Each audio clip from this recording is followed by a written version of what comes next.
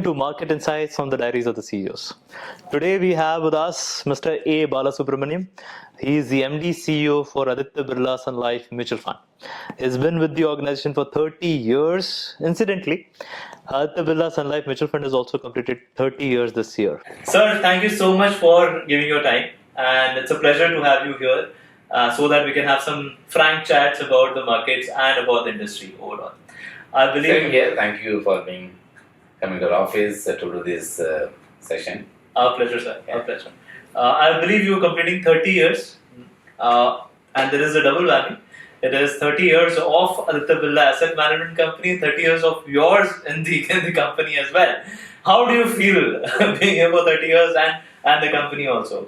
It's a pride moment for Aditya Birla Sun Life Mutual Fund, being one of the oldest player into the mutual fund industry from the private sector segment. I think initially it was dominated by public sector. When the private sector entry was allowed in the mutual fund industry, Aditya Birla Group entered into the MF industry in the year 1994. So I joined in the year 1995 as the first of few employees, top 10 employees to head the dealing room activities as a chief trader. Wow. So it's a pride moment for multiple things. One, being part of Aditya Birla Group itself is a pride moment for me. Second is, as an AMC, have been one of the largest players in the industry today. So we would ever imagine we would become 3 lakh 600 crores in assets and management, but 1 lakh 700 crores of equity assets and management. Today we are comes in the top 5, top 6 asset management industry, and the 30th year of operations. So definitely, it's a pride moment for all of us. And last but not the least, we also feel proud for having contributed to success of the Indian mutual fund industry. We have seen it evolving. We have seen it going through a tough time.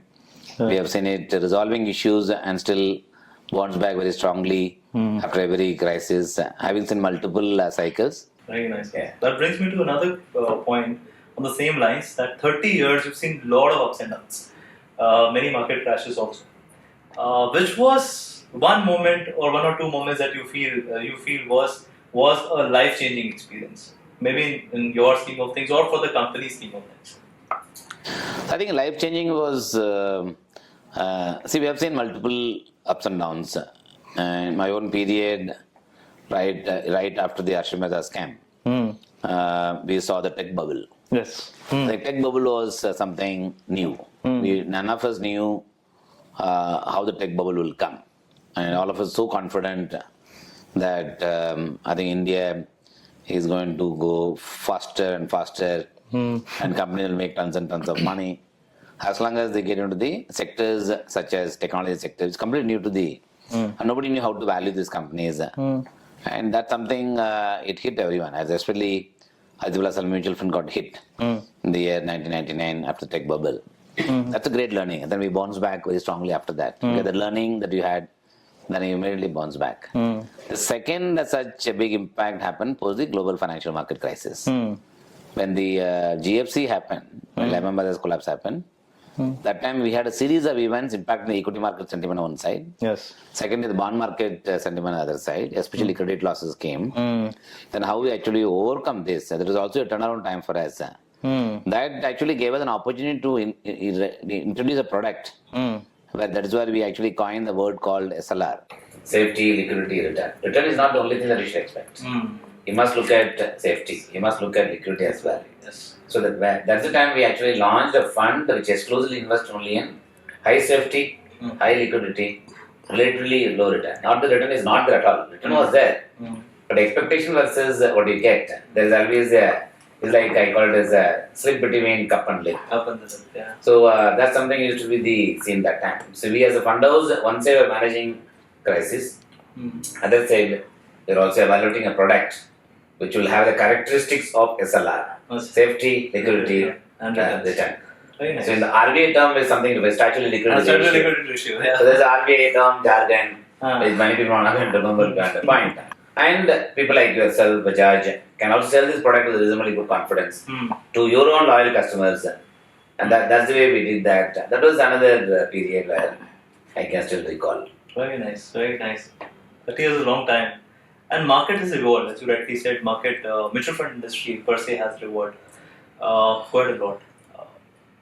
let's go back to the global market scenario. Too many things happening on the geopolitical situation right now, with US elections around the corners as well.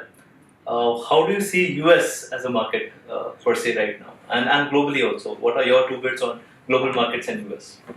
So I think US market is done pretty well. I think one must give credit to US. Among all the economies, the two economies have done extremely well.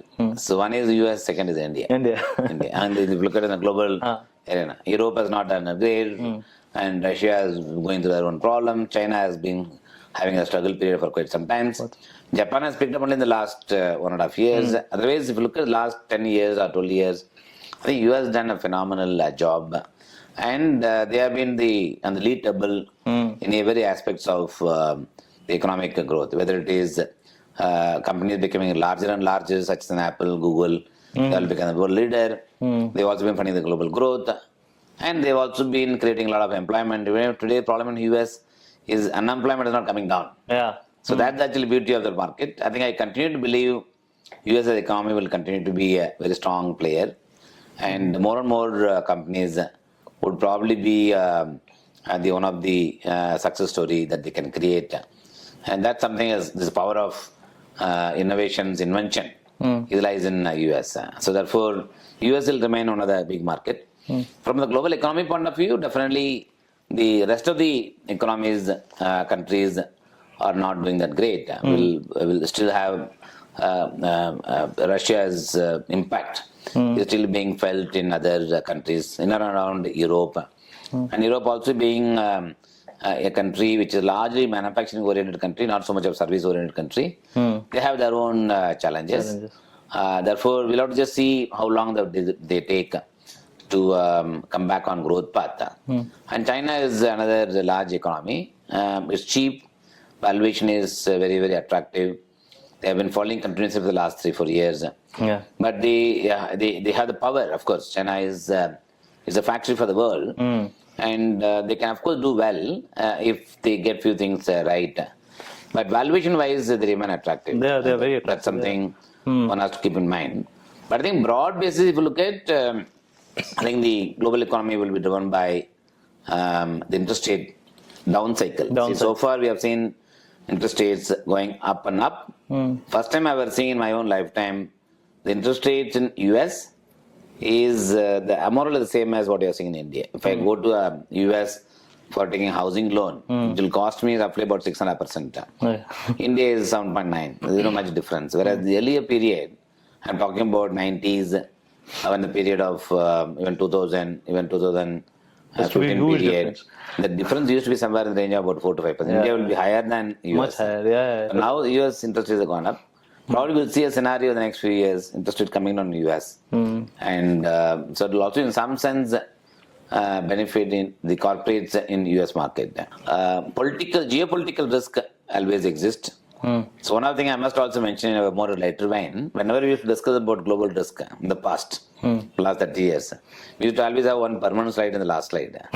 The permanent slide will always write geopolitical risk, actually one of the big risk. Big risk, okay. In fact, there is a period, we must also acknowledge, the geopolitical risk was removed from the slide presentation because the world became very orderly in terms of geopolitical equation was getting better. In post-Russia-Ukraine war and Israel and Hamas war, that again the Palestinian war, that will come back. So now geopolitical risk has now become one of the risks being cited. And the another one which of course we have removed, the oil price always used to be one of the big risks for global market as well as in India to drive the energy crisis, to also drive the prices, inflation and so on and so forth. And today that also has been removed because the high dynamics of the world energy segment have undergone a change big time thanks to the renewable energy coming in. Now people derive power from solar, power from water and power from other windmills and so on and so forth. These are some of the dynamics have changed and that thing benefits certain segment of the market, certain countries. And these are some of the things which I am saying. So when you say risk, so there are some of the risk has gone out of the recognition. Some new risk, of course, the thought is coming, but is still not impacting the economic growth, given the fact that India and the US The two powerful countries are doing exceedingly well.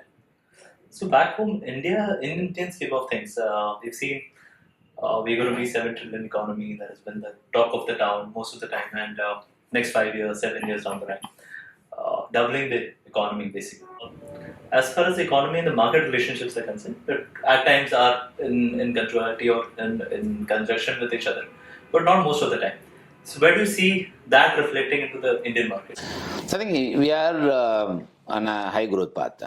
I think the ball has been set way back in 1992. And each time when the government starts announcing new policies, they've only been increasing the raising the bar. So they're raising the bar each time when they, the last 10 years under the Modi regime as a prime minister, they've raised the bar for India and they raised the bar for various sectors. They brought in a lot of innovations every sectors to become the authority in the respective field. And now India is becoming a hub for manufacturing. India is becoming a hub for services. Has always been hub for services. Yeah. Now manufacturing also we have become a hub. So import versus export. India is earlier they used to be heavily dependent on import. Now we are more dependent on import. I think we can export to the world, even including defense equipments can be exported from India. Already doing it. Correct. For example, mobile phone, we are the largest importer of mobile phone in the country. We are also the largest user of mobile phone in the world. The largest consumer of mobile in terms of buying density. India is always higher. But now, India is becoming the hub for manufacturing. So you'll probably see the next few years, electronic goods being manufactured in India is used for India and also being exported to the global market. And these changes, in my view, will create a broadening of economy. The economy will become more and more broader. I call it the wider. It will also provide opportunity for small-scale enterprises, big time, as we move forward. And therefore, the economy would only keep doubling in every 5 to 6 years. So it'll keep doubling every 5. I'm taking doubling, it's about 12% return. If you take 72 divided by 12, is generally the formula which all of us use for doubling of your money. So if you have to apply the same principle, the economy will double every 5 to 5.5 years. It will double. Very nice. So for the 5 trillion economy, the next 5 years will become 10 trillion economy, and then it will become 20 trillion economy in the next 5 years. So I think that is the roadmap in which it will go, which essentially means we will not only remain prominent country, we will also see more prosperity getting accrued for Indian citizens. So FIIs, while the India story is intact, and we see domestic inflows increasing quite a bit. SIP has been more than 21,000 crores, 22,000 now. FIIs is almost all-time low, like 15 years low kind of a thing. And obviously, as you rightly mentioned, China is looking slightly more lucrative in terms of valuation than India. And we see some FII flow going there. But do you see FII flow coming into India quite a lot? I think FIIs and FDI, these two investments will be the large. So sometimes FII flows do not come to the listed market. The FII flows come in the unlisted market as well. So India is producing a lot of unlisted opportunities. So therefore, you'll find the flow is coming into the unlisted market. Second is India is also known for a large pool of FDI investment into various sectors as a strategic partner. I think that also will continue. See, FII flows is depending upon the allocation that they give for global market and emerging market. So at this point of time, FII flows not been seen much because they are seeing opportunity somewhere else, or they have lost so much money in China, they don't have enough money to invest in global market. Therefore, India is the only market where they are making profit. I mean, another way to assume is India is the only market they are making profit. Therefore, they have chose to withdraw here to compete somewhere else. I think it's a mix of these things.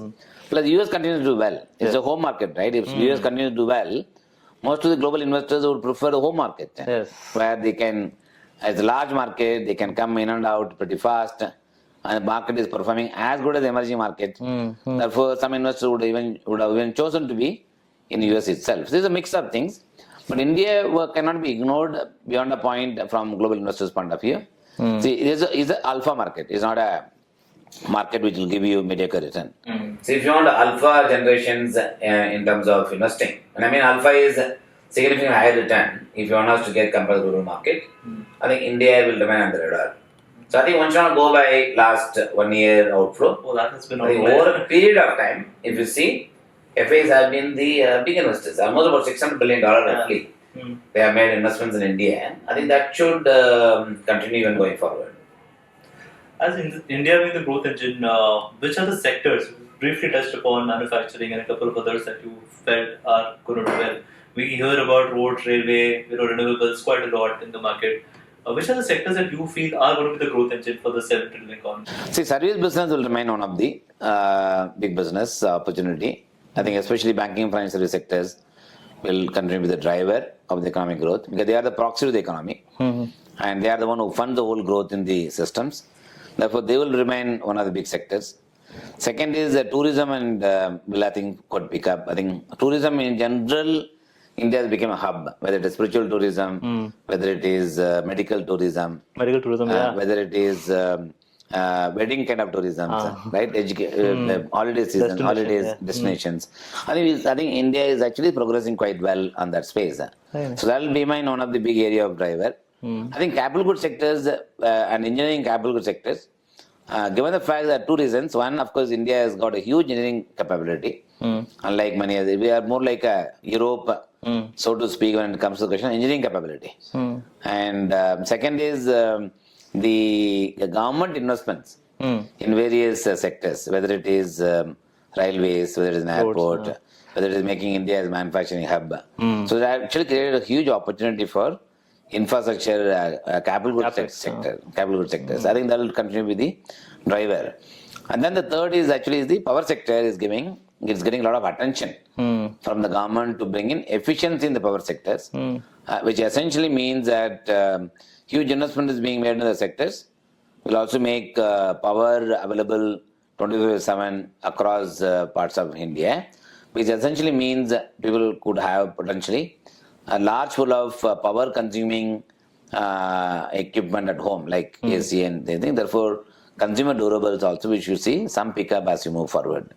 With the per capita income rising, so you'll see the consumption pattern also will improve. What do you foresee as a strategy for the next 3 to 5 years for the asset management company? Which are the products that you think are going to be the drivers? See, Aditya Birla Mutual Fund having reached 30th year. So now we are preparing our journey for the next 30 years. So which essentially means build a scale is one of our big theme. So we are today is about 8 lakh customer base. We have 3,67 crores assets under management. So we have to build the next levels. Therefore, we have two things in place. One, we need to have a large pool of customer base. We need to have presence across the country. About 543 locations, which MP locations, we should have presence across the country. And we must be the leader in the educating investors to invest in mutual fund for long term. So that is something which I have been doing for all these years. That remains. But from an asset management product point of view, so we have a product which has got long-term established track record. Aditya Birla Life Frontline Equity, the name that we took in the past. So it's almost about 28-year-old fund track record. We have FlexiCap fund, which is again almost 25 years of track record. We have many funds which have got 25 years of track record. And all of them are pure diversity equity funds, such as Sun Life 96 is an ALSS fund. We have Birla AMC fund as a track record. We also have a lot of thematic funds which are Gen X fund, which invest only in consumption-led companies. So transport and logistics also. Transport and logistics, which we did last year, done exceedingly well. And the infrastructure fund that we have. We have a digital fund, which again play only in the digital technology space. We also have exclusive fund for banking and financial service sectors. We have exclusive fund only for PSC investing also, only for public sector enterprise investing, and exclusive fund. And each of the funds we have already identified. For example, we have divided the whole bucket into three parts. One is a core portfolio, which should be 60 to 70% of the money of every investors. Should ideally speaking go to that segment, which is basically large cap oriented fund is fund and equity. FlexiCap oriented fund will be FlexiCap fund. Mid cap fund is mid cap focus, and small cap fund is a small cap focus. These are four funds would become part of the core portfolio investment.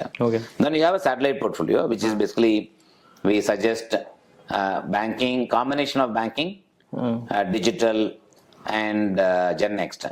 So we even sometimes we internally jokingly say that kill India kill if you have to make an investment. अगर India में अगर खेलना है actually in terms of investing world में कौन सा आपका portfolio ले सकता है? Then we say okay, we have a combination of banking, digital, and infrastructure or Gen Next. So all the 3 or 4. So that is why we have positioned our product. And these products are sufficient enough to build the business to the next level.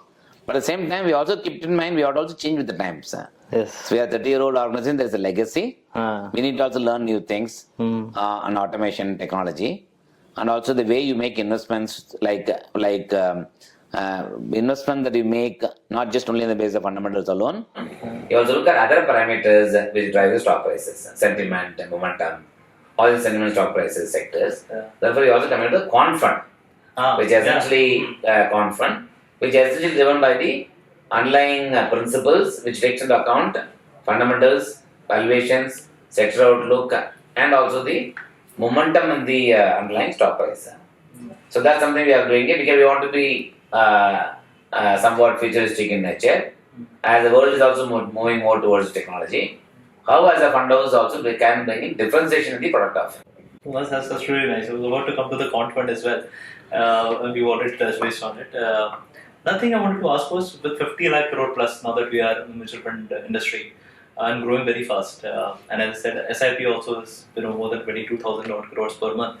Very large numbers that we're talking about. In spite of that, we see a lot of fund managers, in fact, some reasons that are not been able to beat the average Nifty performance or benchmarks. And there's a lot of challenges there. Some of the fund managers, most of the fund managers, missed out on the PSU buzz as well last year, predominantly. How do you foresee that? How do we cover that, these opportunities? See, this kind of scenario will always exist. See, from the customer point of view, he comes for what? He comes for generating return. He's not coming for beating the benchmark. He's not coming actually saying you will buy PSU as therefore make money. This is called cyclical rotation. You always see is rotation happens in the market. Yes. Out of every sector rotation, money manager will be able to capture. So out of 5 rotation, he will capture 3. Very difficult for him to capture all the movement in the market. Therefore, that's something one should have the leap of faith. Second is beating benchmark is as the market becoming bigger and bigger. Beating benchmark, there will be a period where there will go to challenging period. I think you have to also understand the index is constructed on the basis of certain companies becoming large in size. When the money manager looks at it in his portfolio, not necessarily own all the large companies that is there in the index in his portfolio, if it's active portfolio. He will have less weight, he will have overweight, depending upon what the kind of company size is. So that's why sometimes you will see underperformance, sometimes you see outperformance. But if you look at the total return that is being generated, leave aside for the timing, index comparison. Index we are just giving it for the comparison for money managers. From investor's point of view, you have to feel happy that he is getting more than what other would have got in any other comparable fixed income instruments with the deposits or other things. Therefore, investor has to look at the angle. But I'm not taking away the responsibility of money managers cannot outperform the index. There are periods where they outperform. There are periods that underperform. But if you take a longer period, the performance will come more or less close to the index, if not better. Birla has been doing a lot of alternates as well, PMSs and AIFs also. In fact, I clearly remember when I was a part of Birla, we used to do the core equity portfolio, the Petrosky score model also. Correct. So Birla has been a pioneer, kind of innovated on those lines as well. Where do you see the alternate space growing in India? See, alternate piece will remain as the wealth effect increases. I think that's one of the aspirations that we have. Is the wealth effect in India will keep rising. Currently, it's about say $3,000 per capita income. Make out about $10,000. As they keep rising, the wealth effect will start giving an option to those investors look at outside the traditional investment opportunity, such as mutual fund or insurance. I mean, they'll be forced to consider alternate business, which is like a PMS, customized portfolio, or as you mentioned about core equity portfolio that we already have. So those will, I think, evolve and pick up, and the rate of growth in that segment could be relatively faster than mutual fund, but it could potentially be a third of the mutual fund industry could potentially come in the alternate business, because most of the people have created wealth. They're also looking for some bit of customized portfolio, which they can see it, feel it, and enjoy, and the portfolio that they are creating. So they want to have the stocks, but I'm advising it, and therefore that I think will pick up quite substantially. My view, we should see about 15-20% of the assets and management for the industry would be potentially be coming from alternate business as well. One is obviously the tier 3, tier 4 and the rural India technically participating in the mutual fund story. The second is globalization. I see that trend also starting up. Any two bits on those as well? Any inputs? Yeah, I think B30 will continue. So in fact, I must mention to you, there is no B30 or B15 definition before. So we introduced first B15 as a definition, which is nothing but cities below top 15 cities. Below top 15 cities is the B15. B15. The moment we saw B15 actually is increasing in terms of contribution, we dropped B15, we went B30. B30. So now B15 got included in the top 30 cities. So I think we are going in that evolutions. There is high probability as we move forward, the B30 will become B45. We have 15 companies would have done so well. They become the B45, 45, but creating wealth for the shareholders. I think I see that evolution coming in because wealth effect is not coming only to the restricted place like Mumbai or Delhi or power corridors. So I think wealth effect is actually increasing across the board. Therefore, that's something which I see as a change. Yeah. And the globalization, Gift City and all. Yeah, Gift City is something. Is the India has created one of the vision for Prime Minister is to make Singapore or Dubai or Hong Kong within India. Within India, yes. Within India. For example, Singapore is it's a financial center for the global investors. The same way Hong Kong, it's a separate financial center for global investors as a routing. The same thing will happen for India. Gift City, which is based out of Gandhinagar, Ahmedabad. It is actually a city sitting inside Gujarat within India, but having a special status as a gift city, as an international financial center, which in my view would start picking up. Already there has been a good recognition that come for the gift city. We ourselves as a fund house started getting. You set up, yeah. So we have set up in almost about 6 years. We have set up. We have launched a product for investing from India to overseas. Yeah. We have launched product for investing in India for NRIs overseas. And we also launched AIF product that invests in overseas market. We are in the process of launching 2 more products that feeds into Gift City, which in turn feeds into my fund in India. So these are some of the things which we are doing. But it's just a beginning stage, it's a national stage. And that's why we've gone but early in the race to lock ourselves at both on the housing, as at premises for office, premises for employee staying, etc., etc. Another thing was, last 5 years you've seen so many things happening in the global scenarios as well as in the Indian scheme of things. Nothing has actually impacted the way earlier, when global financial crisis or maybe the dot-com bubble happened or something on those lines. We've technically not seen a correction per se for the last 15 odd years now. How comfortable are you with that scenario? See, I think last 3 years have been a great period for Indian equity market. I think every time when market touches a new high, we normally expect a correction to come. At the same time, we also realized you cannot beat the money flow that comes in, which essentially comes in the mutual fund industry. Which is a good problem to have. So that has actually created a huge stability in the marketplace and not allow the market to even come down. There will always be some fall, consolidation, where I also feel the market will go through a time by time consolidation rather than falling and getting corrected on the valuations. Some 3 pointers for client investors in this turmoil situation or the election situation, not so much of uncertainty around. What would you suggest? See, one is stay invested. I think staying invested is more important for any investors. If you're not started investing, please start investing. And if you have enough wealth that you have made, continue to repose your faith on the asset allocation model, which is a mix of equity and fixed income, and stick to the discipline of that asset allocation model for you to remain a regular long-term investor. So one point I think every investor should keep in mind is staying invested for long term is the one which will give you the greater benefit. Therefore, one has to have a belief that time in the market is more important than timing the market. And for wealth managers like us. Yeah, for wealth manager like you, I think definitely more and more people becoming wealthy is opening up the opportunity for wealth managers to tap more customer base. But the question is whether the customer base should be tapped on the base of his wealth or on the base of his need that you can fulfill. All the wealth managers should become actually the fulfiller of the dream of the customers by giving the right advice, right input at the right point of time, so that wealth managers can become a holistic service provider to every customer of the country. Therefore, you become the large beneficiary of the higher mind share that the customer will have eventually converted into market share. Yeah. That's really nice of you, sir. So thank you so much for being on the show, and your words of wisdom has been really nice.